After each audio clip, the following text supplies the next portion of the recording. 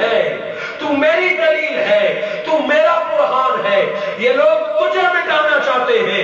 واللہ متم نورہ ولو کرہ الکافرون. اللہ اپنی عزت و جلال کی قسم اٹھا کے کہتا ہے یہ آپ کو مٹانا چاہتے ہیں، اللہ آپ کے نور اور نصر کو کامل کر کے رہے. وہ شمع کیا بجھے جسے روشن خدا کرے. ارے وہ شمع کیا بجھے جس کی حفاظت خود ہوا کرے. آقا دو جہاں کو اللہ جل مجدہ نے یہ وعدہ دیا کہ اللہ تیری ذات اور نور کو کامل رہے گا. بات اتنی نہیں کہ لوگوں کی جب جان پہ پڑتی ہے تو بندے بندوں کی حفاظت کرتے ہیں. میرے مصطفیٰ تیری ذات کا تو کوئی مخالف ہی نہ تھا. تجھے تو اپنا کہتے تھے، تجھے تو صادق کہتے تھے، تجھے تو امین کہتے تھے. یہ دشمنیاں میں اللہ کے نام کی وجہ سے ہوئی ہے. یہ جان کے دشمن ذکر خدا اور پیغام اسلام کی وجہ سے ہوئی ہے. تیرے ذات کا دشمن نہ تھے، پیغام اور اللہ کے ذکر کی وجہ سے دشمن ہوئے. تو بے فکر ہو جا، بے غم ہو جا، اس دعوت کو لے کے آگے بڑھا. اللہ کی وجہ سے تیری دشمنیاں بڑی ہیں. ارے دنیا والے ایک دوسرے کی حفاظت کریں گے. رب فرما رہا ہے واللہ یعصمک من الناس. ارے تیرا اللہ خود محافظ بن کے تیری حفاظت کرتا ہے. سبحان اللہ، سبحان اللہ. واللہ یعصمک من الناس. لوگوں کی کیا جرت، مخلوق کی کیا جرت جو تجھے ختم کرے. خالق خود تیری جان کی حفاظت فرمائے گا. حضور صلی اللہ علیہ وآلہ وسلم کو اطلاع مل گئی. میرے آقا اسی طرح اس سے بھی بڑھ کر دعوت توحید دیتے رہے. کفر اور شرک حیران رہ گیا کہ جان کی پرواہ بھی نہیں. ایک رہ گیا پیچھے راستہ. حضور صلی اللہ علیہ وآلہ وسلم کے چچا کو بلایا کہ تمہارا بھتیجا کیا کر رہا ہے، اسے سمجھاؤ، اسے کہو خود اللہ اللہ کرے، ہمیں نہ چھیڑے، اپنا کام کرے، ہمیں اپنا کام کرنے دے. اس کام کے لیے محمد مصطفیٰ کی جو ڈیمانڈ ہے ان کو پوری کر لیں. دولت، حکومت، جو حضور صلی اللہ علیہ وآلہ وسلم کے پاس پیغام پہنچا. گویا آج کے الفاظ میں دیکھیں تو اس وقت کفر و شرک یہ کہنے لگا کہ بس تم اپنے اسلام کو مسجد تک محدود رہنے دو، باقی ہم آزاد ہیں، جو کرتے رہیں، تمہیں کچھ نہیں کہیں گے. مگر میرے آقا صلی اللہ علیہ وآلہ وسلم نے فرمایا چچا جان یہ کہتے ہیں کہ میں دعوت حق چھوڑ دوں. ان کو بتا دیجئے کہ سورج اور چاند میرے ہاتھوں پہ رکھ دیں اور دنیا کی دولت میرے قدموں میں جمع کر دیں، محمد ایک لمحے کے لیے بھی حق نہیں چھوڑے. میں شرکائے مجلس اور محبت حسین میں جمع ہونے والے بس یہاں تک ہماری گفتگو آگے مسئلے کا حل نکل آیا. نہ جان مال کی پرواہ، نہ خاندان کی کسی چیز کی بھی نہیں. حضور صلی اللہ علیہ وآلہ وسلم اس قافلے کو آگے بڑھاتے رہے. کفر اور شرک مایوس ہو گیا کہ یہ قافلہ نہیں رکنے کا. یہ قافلہ بڑھتا گیا، کافر مایوس ہوتا گیا. اللہ رب العزت نے حضور صلی اللہ علیہ وآلہ وسلم کو جان نثار صحابہ بھی عطا فرمائے، پیاری بیویاں بھی عطا فرمائیں. اب اللہ کا کرم ہوا کہ آقا دو جہاں کو اولاد بھی نصیب ہو گئی، بیٹیاں بھی اور بیٹے بھی. وہ بات جہاں سے ہم نے آغاز کیا تھا، بیٹے بھی اور بیٹیاں بھی. اللہ کا کرنا کہ آقا دو جہاں صلی اللہ علیہ وآلہ وسلم کے بیٹے بچپن میں فوت ہو گئے اور بیٹیاں بڑی ہو گئی. حضور کا جب بیٹا فوت ہوا کفر اور شرک خوش ہو گیا، ناچنا شروع کر دیا، مبارکباد دینے لگے. ارے بھائی کیا ہوا؟ کہ جس کی نرینہ اولاد نہیں ہوتی اس کا نام مٹ جاتا ہے، اس کا پیغام مٹ جاتا ہے. ارے کافروں مشرکوں غم نہ کرو، محمد مصطفیٰ کب تک رہیں گے؟ آخر دنوں مرنا ہے، معاذ اللہ، آخر دنوں نے جانا ہے، یہ چلے جائیں گے. بیٹے نہیں ہیں، نسل بھی مٹ جائے گی، نام بھی مٹ جائے گا، پیغام بھی مٹ جائے گا. ارے پھر سے وہ خوش ہو گئے اور حضور کے مرنے کا انتظار کرنے لگے. ارے ان کو کیا پتا جب یہ منصب میرے آقا کو دیا کہ میرے رسول ظاہری قانون تو پورا ہوگا، پردہ فرمائے گا مگر امت سے جدا نہیں ہوگا. اللہ نے فرمایا وَاعْلَمُوا أَنَّ فِيكُمْ رَسُولَ اللَّهِ.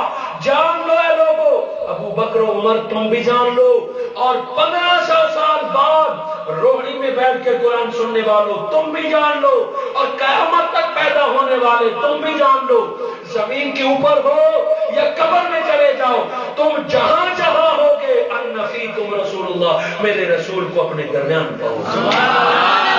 آیت کفر کی خام خیالی ہے کہ محمد مصطفیٰ چلے جائیں گے، ارے نہیں، اب محمد گئے تو دین جائے گا، قرآن جائے گا، اسلام جائے گا۔ محمد مصطفیٰ جانے کے لیے نہیں آئے، آنے کے لیے آئے۔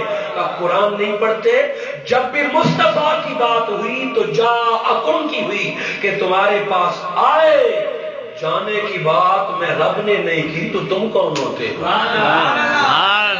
گئے ہیں، اب تمہارے آنکھوں کے سامنے پردہ ہوگا، میرا مصطفیٰ کہیں بھی نہیں جائے گا، آخری رسول ہیں۔ حضور نے فرمایا لا نبی بعدی، میرے بعد کوئی نبی نہیں۔ کیوں؟ کہا ایک نبی جاتا ہے تو دوسرا آتا ہے، پہلی بات۔ دوسری بات انہوں نے کی کہ نام مٹ جائے گا، نرینہ اولاد نہیں، نام مٹ جائے گا۔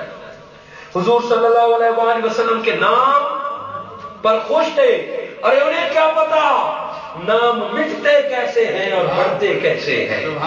نام کیوں مٹے گا؟ انہوں نے تانا دیا نام مصطفیٰ۔ اللہ رب العزت نے فرمایا میرے رسول میں اللہ باقی، یہ دنیا فانی۔ آج جس کی نرینہ اولاد ہوتی ہے لوگ کہتے ہیں اس کا نام زندہ رہے گا، اس کا نام بڑھتا رہے گا۔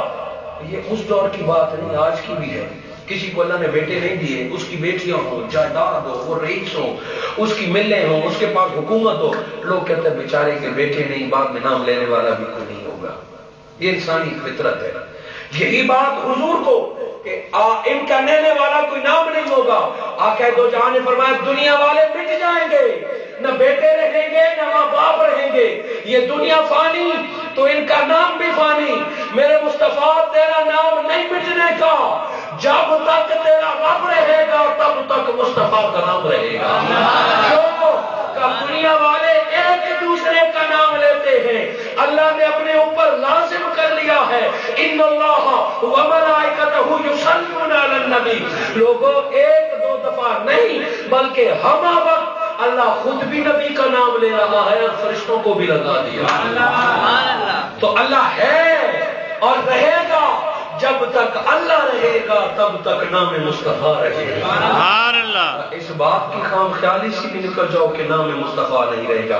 تیسری اور ویلڈ بات جو ذہن قبول کرتی تھی کہ نسل ختم ہو جائے گی، واقعی قانون چلا رہا تھا کہ نسلیں بیٹوں سے چلتی ہیں۔ انہوں نے تانا دیا کہ آقا دو جہاں صلی اللہ علیہ وآلہ وسلم کے بیٹے نہیں تو یہ نسل اور خاندان ختم ہو جائے گا۔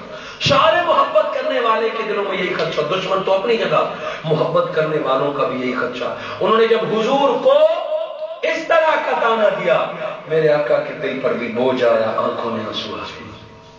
جب حضور کے دل پر وہ تانا لگا، بوجھ آیا، اللہ رب العزت نے فرمایا جبرائیل میرا رسول غم زدہ ہے، جا کے اس کو سورہ کوثر دیا۔